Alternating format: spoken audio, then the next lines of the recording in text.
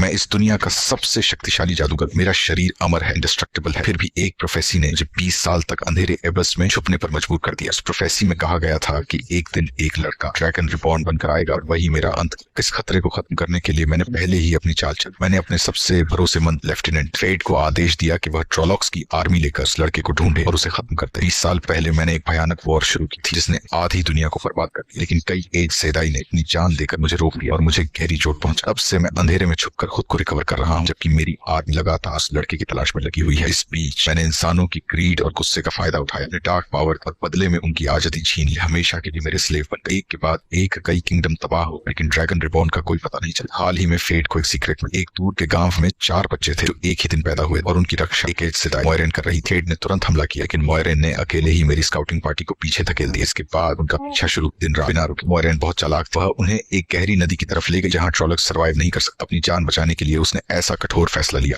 बच्चे भी उसे दिलहीन समझने लगे। यही मौका था जब मैंने उनके सपनों में घुस कर डराना शुरू किया और उनका नाइटमेयर बन गया। अगली सुबह जब वे जागे तो हर जगह मरे हुए चमगादड़ पड़े थे। सभी को एक जैसा सपना याद था। उन्हें समझ आ गया था कि मैं उनकी लोकेशन तक पहुंच चुका। वे व्हाइट टावर की ओर भागने लगे, लेकिन मोयरेन थकान और चोटों की वजह से बेहोश होकर गिर पड़ी। इसी दौरान मेरी ट्रोलॉक आर्म उन्हें घेरने ही वाली थी। अचानक सब रुक उनके सामने सिटी ऑफ शैडोज था, एक ऐसा स्थान जिसे मैंने खुद नष्ट किया था और जो आज भी मेरी डार्क पावर से भरा हुआ है।